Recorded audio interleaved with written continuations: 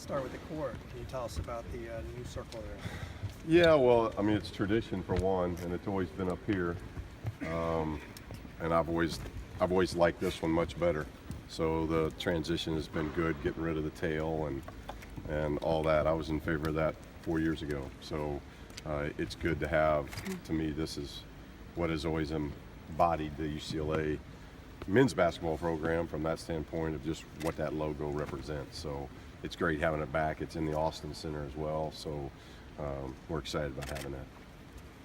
What's different about this team coming into this season as opposed to last season? Well, very similar. The similarities is that you have a group of veterans and a group of freshmen. Last year we played about an 8-man rotation. We had 3 freshmen and 5 vets.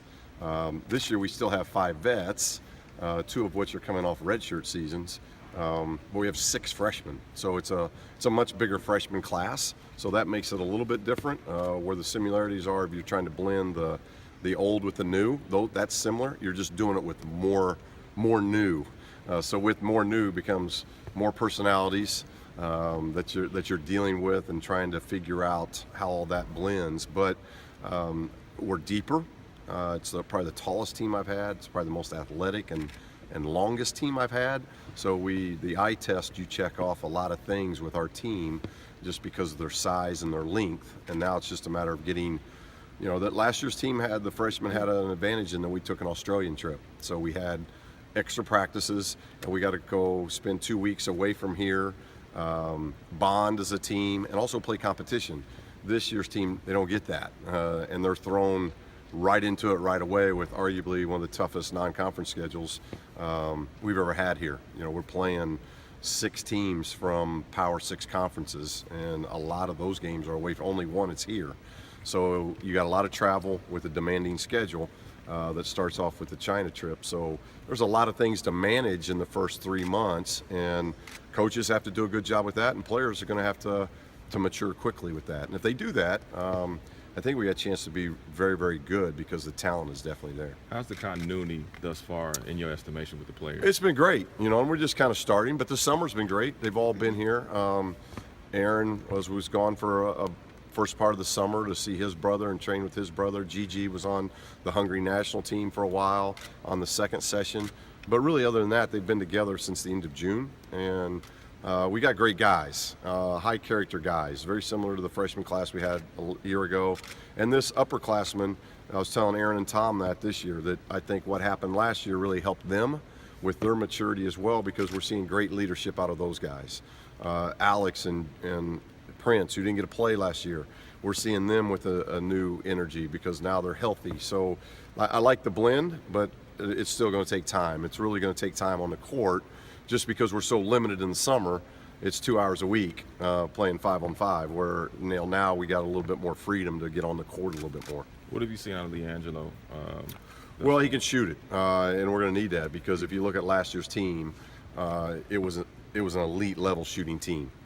We lost. If you look at effective field goal percentage, we played 8 guys, and all 8 guys were above 52% in the effective field goal percentage. That's unheard of on a team. We set records from 3-point. We set records offensively. So we've lost an awful lot of shooting. Jello brings that shooting to us. He's lost weight. He's in much better shape. I like the strength that he adds. He gives us a different look. When you've got maybe speed and athleticism in different areas in our backcourt, Jello brings you a whole different look of somebody that's 230, 235 pounds. You don't see a lot of guards with that kind of body. So we can post him. He can extend the floor to the NBA 3 with ease. And he's like a lot of the freshmen right now. As he learns defensively what needs to take place, he's going to be a very valuable piece. How do you expect him to manage expectations, just given the name on the back of his jersey? Well, that's hard because obviously Lonzo sets a very high bar.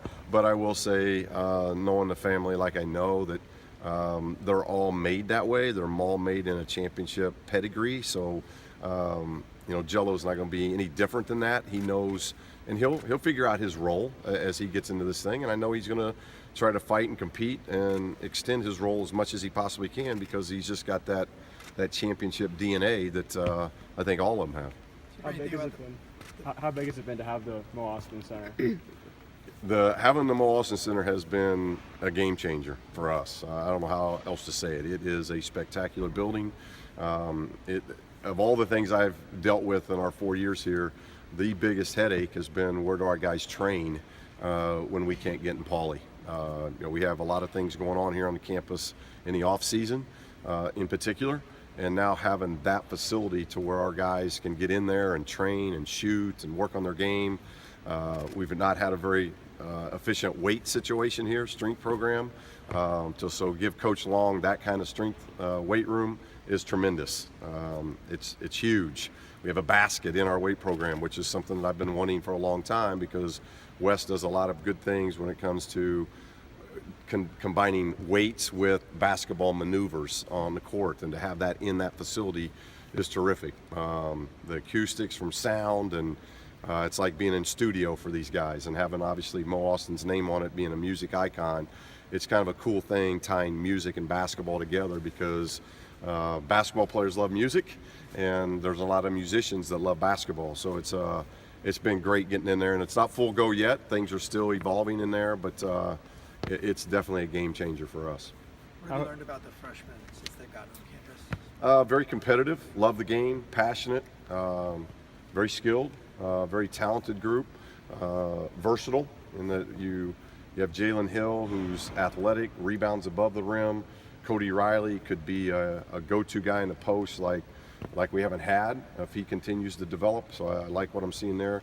Wilkes and Chris Smith are 6'8", 6'9" big guards, which we haven't had since we've been here. Basically our big guard spot's been a 6'4", 6'5" guy. So to now have somebody 6'8", 6'9", they bring length, they can score the ball, they can handle the ball.